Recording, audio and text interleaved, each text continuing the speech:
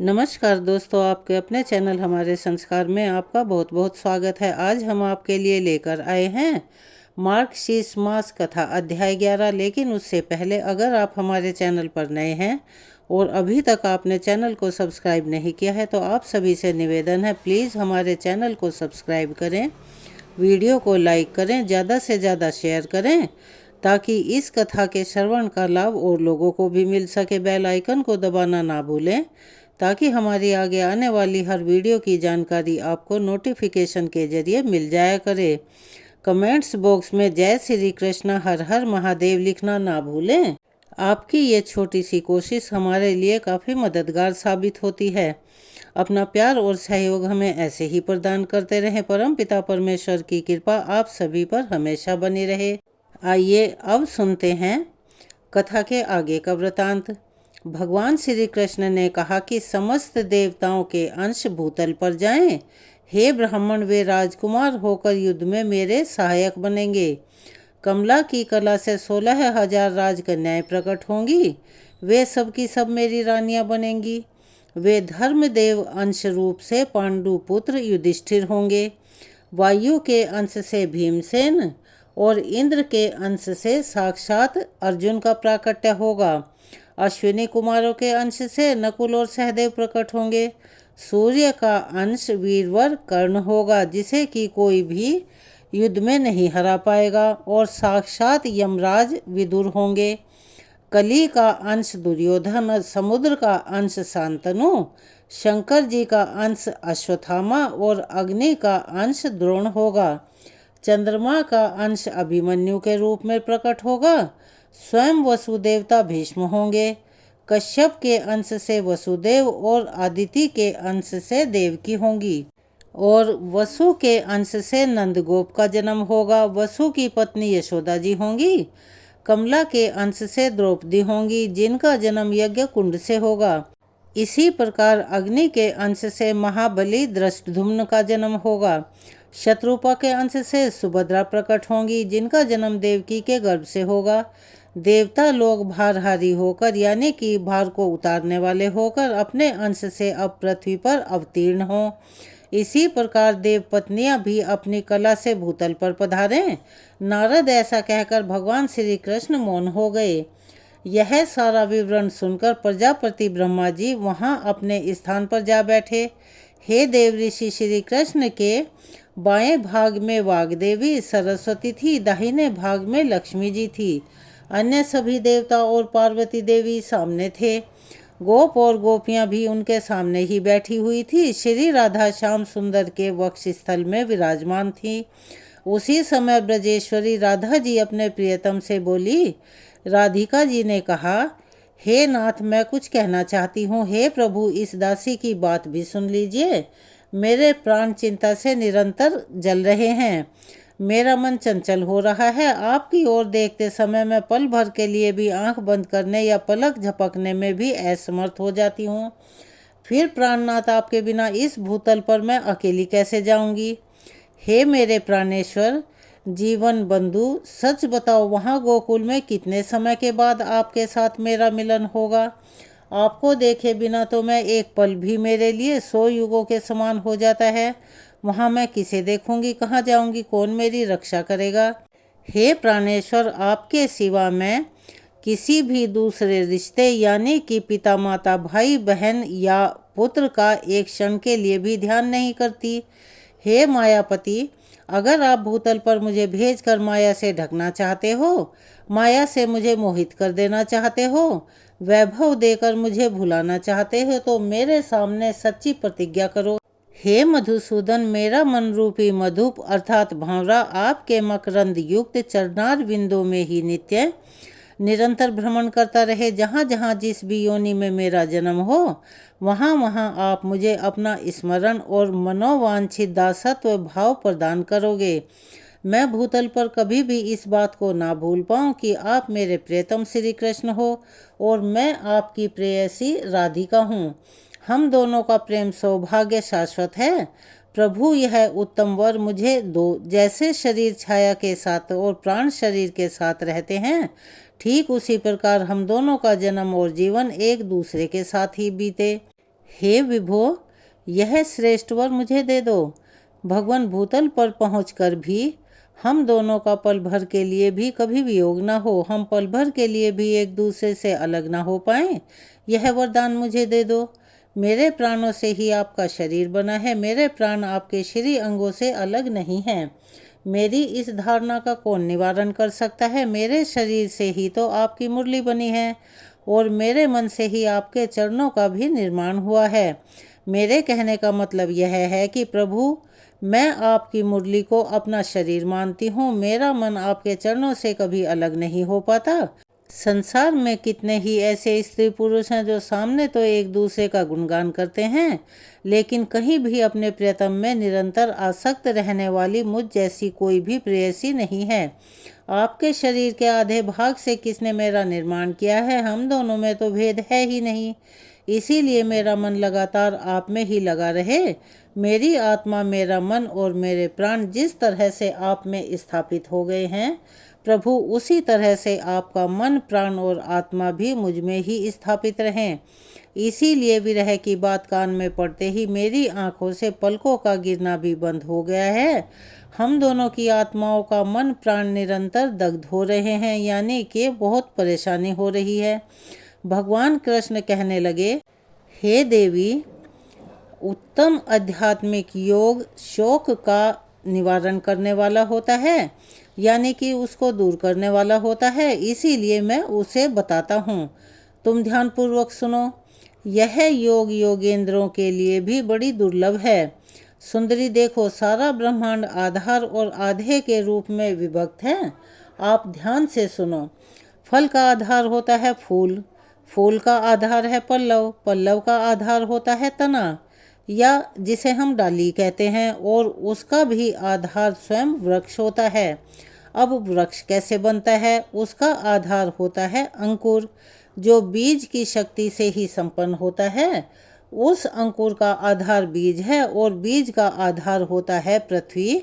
सब चीज़ों का लगातार एक दूसरे से संबंध है, एक दूसरे में समाये हुए हैं। तो पृथ्वी का आधार है शेषनाग, शेष के आधार भी हैं जो कि कच्छप हैं। कच्छप जी का आधार वायु है और वायु का आधार हूँ मैं, और मेरी आधार स्वरूपा तुम हो, क्योंकि मैं तो सदा तुम में ही स्थित रहता हूँ। हे राधिके, तुम शक्तियों का समूह और मूल प्रकृति ईश्वरी हो, और मैं यानी कि कृष्ण तुम्हारा आत्मा निरीह हूँ। तुम्हारा संयोग प्राप्त करके ही मैं चेष्टावान होता हूँ, यानी कि कुछ करने लायक होता हूँ, कुछ भी करने में समर्थ होता हूँ। शरीर के बिना आत्मा कहाँ और आत्मा के बिना शरीर कहाँ? हे देवी, शरीर और आत्मा दोनों की प्रधानता है, बिना दोनों के संसार नहीं चल सकता। राधे, हम दोनों में कहीं कोई भेद नहीं है। जहाँ आत्मा है वहाँ शरीर है। वे दोनों तो एक दूसरे से अलग हैं ही नहीं। जैसे दूध में सफ़ेदी, अग्नि में जलाने की शक्ति, पृथ्वी में गंध और जल में शीतलता होती है, ठीक उसी तरह तुम में मेरी स्थिति है। यहाँ पर भगवान श्री कृष्ण राधिका जी को अलग होने से पहले यह समझा रहे हैं कि हम दोनों एक दूसरे से अलग नहीं हैं। वह कहते हैं कि मेरे बिना राधिका तुम निर्जीव हो और तुम्हारे बिना मैं अदृश्य हूँ। हे सुंदरी, तुम्हारे बिना मैं संसार की सृष्टि नहीं कर सकता, यह पक्की बात है। ठीक उसी तरह जैसे कुम्हार मिट्टी के बिना घड़ा नहीं बना सकता और सुनार सोने के बिना आभूषण नहीं बना सकता, स्वयं आत्मा जैसे नित्य है, उसी प्रकार साक्षात प्रकृति स्वरूपा तुम नित्य हो। तुम में संपूर्ण शक्तियों का समाहार संचित है और तुम सबकी आधारभूता और सनातनी हो। लक्ष्मी जी, सरस्वती जी, पार्वती जी, ब्रह्मा जी, शिव जी, शेषनाग और धर्म, यह सब मेरे प्राणों के समान है, किंतु तुम मुझे प्राणों से भी अधिक बढ़कर प्रिय हो। हे राधिके, यह सब देवता और देवियाँ तो मेरे निकट हैं, परंतु तुम मुझे इनसे बढ़कर अगर ज़्यादा प्यारी ना होती तो मेरे वक्ष स्थल में कैसे विराजमान होती। इसीलिए हे राधे, अब आंसू बहाना छोड़ो, साथ ही इस निष्फल भ्रम का परित्याग कर दो। शंका छोड़कर निर्भय भाव से वृषभानु के घर में पधारो। हे सुंदरी, 9 महीने तक कलावती के पेट में स्थित गर्भ को माया द्वारा वायु से भरकर रोके रहो। 10वां महीना आने पर तुम भूतल पर प्रकट हो जाना। अपने दिव्य रूप का परित्याग करके शिशु रूप धारण कर लेना। जब गर्भ से वायु के निकलने का समय हो तब कलावती के समीप पृथ्वी पर नग्न शिशु के रूप में गिरकर निश्चय ही रोने लगना। हे साध्वी, तुम गोकुल में अयोनिजा रूप से प्रकट होगी। मैं भी अयोनिज रूप से ही अपने आप को प्रकट करूँगा, क्योंकि हम दोनों का गर्भ में निवास होना संभव नहीं है। मेरे भूमि पर स्थित होते ही मेरे पिता वासुदेव मुझे गोकुल में पहुंचा देंगे। वास्तव में कंस के भय का बहाना लेकर मैं तुम्हारे लिए ही गोकुल में आऊँगा। हे कल्याणी, तुम वहाँ यशोदा जी के मंदिर में मुझे नंद नंदन को प्रतिदिन आनंद पूर्वक देखा करोगी और अपने हृदय से लगाओगी। राधिके, मेरे वरदान से तुम समय समय पर मेरी स्मृति में रहोगी और मैं तुम्हारे साथ वृंदावन में नित्य स्वच्छंद विहार भी करूँगा। सुशीला आदि जो तुम्हारी 33 सखियाँ हैं, उनके साथ और अनेक बहुसंख्यक गोपियों के साथ असंख्य गोपियों को अपने अमृतोपमयी और परिमित वाणी के द्वारा समझा बुझाकर आश्वासन देकर गोलोक में साथ रहकर तुम्हें गोकुल में जाना है। हे राधिके, मैं भी इन असंख्य गोपों को यही स्थापित करके पीछे से वासुदेव जी के निवास स्थान मथुरापुरी में पदार्पण करूंगा। मेरे प्रिय से प्रिय गोप बहुत सी संख्या में मेरे साथ क्रीड़ा करने के लिए ब्रज में चले और वहां गोपों के घर में जन्म लें। नारद जी ऐसा कहकर भगवान कृष्ण मौन हो गए। देवता, देवियां, गोप और गोपियां वहीं ठहर गई। ब्रह्मा, शिव, धर्म, शेषनाग, पार्वती, लक्ष्मी और सरस्वती जी ने बड़ी प्रसन्नता के साथ परमात्मा श्री कृष्ण की स्तुति की। उस समय उनके विरह ज्वर से व्याकुल और प्रेम विभल गोपों और गोपियों ने भी भक्ति भाव से वहां श्री कृष्ण की स्तुति करके उनके चरणों में मस्तक झुकाया।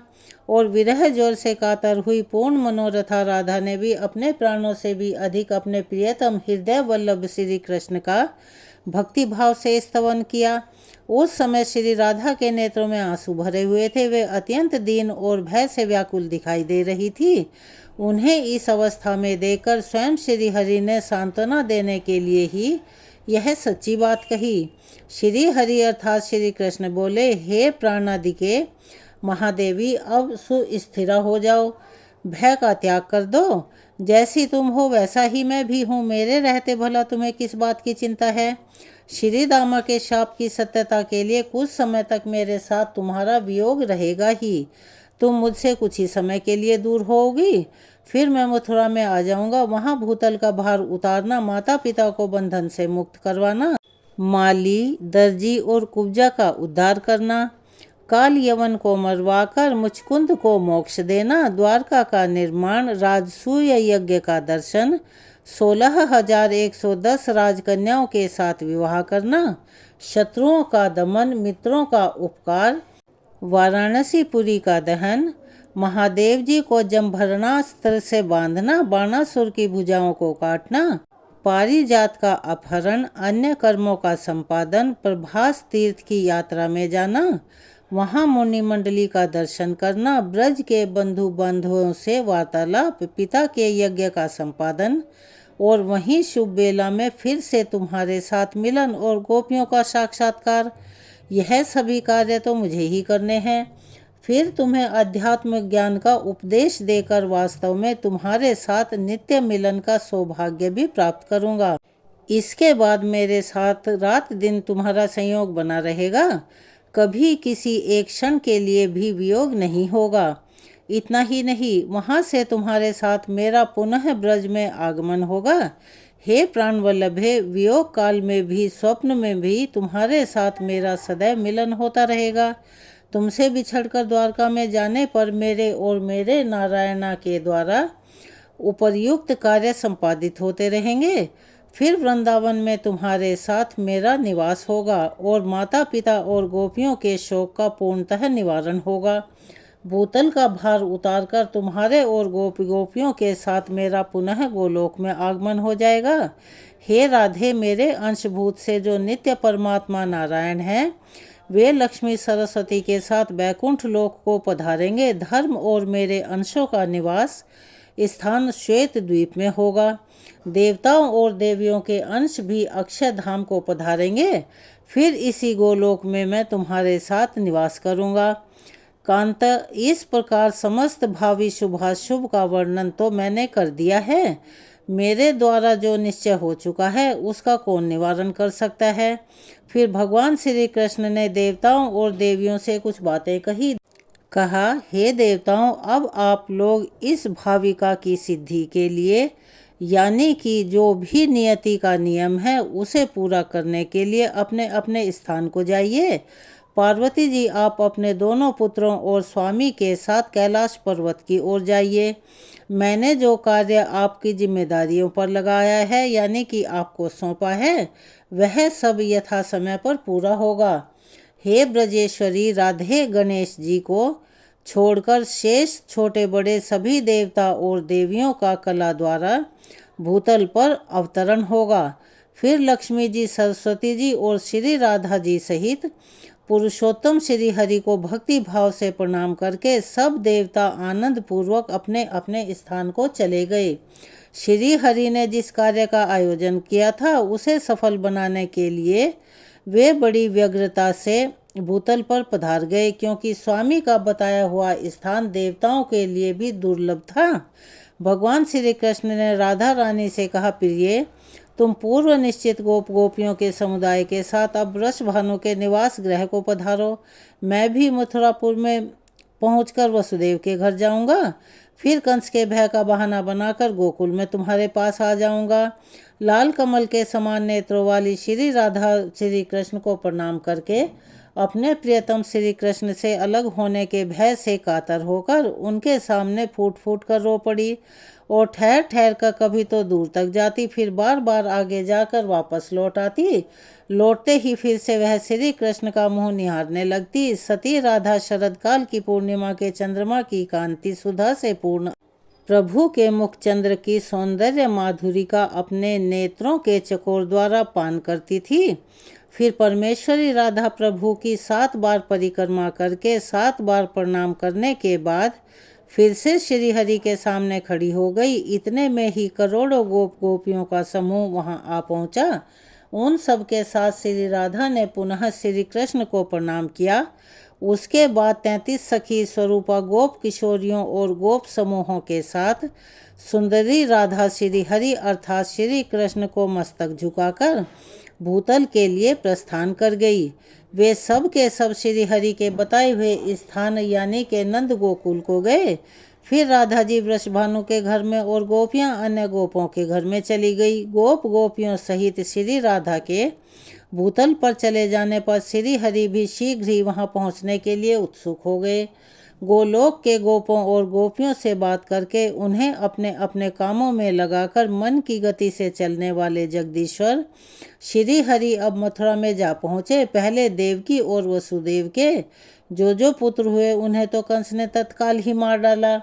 इस तरह उनके 6 पुत्रों को उसने काल के गाल में पहुंचा दिया। देवकी का 7वां गर्भ शेष नाग का अंश था, जिसे योग माया ने खींचकर गोकुल में निवास करने वाली रोहिणी जी के गर्भ में स्थापित कर दिया। फिर वह श्री हरि की आज्ञा से चली गई। आज के वृतांत को हम यहीं विराम देते हैं। चलिए अब सभी मिलकर करते हैं कृष्ण चालीसा का पाठ। बंशी शोभित कर मधुर नील जलद तन श्याम, अरुण अधर जनु बिंब फल नयन कमल अभिराम। पूर्ण इंद्र अरविंद मुख पीतांबर शुभ साज, जय मन मोहन मदन छवि कृष्ण चंद्र महाराज।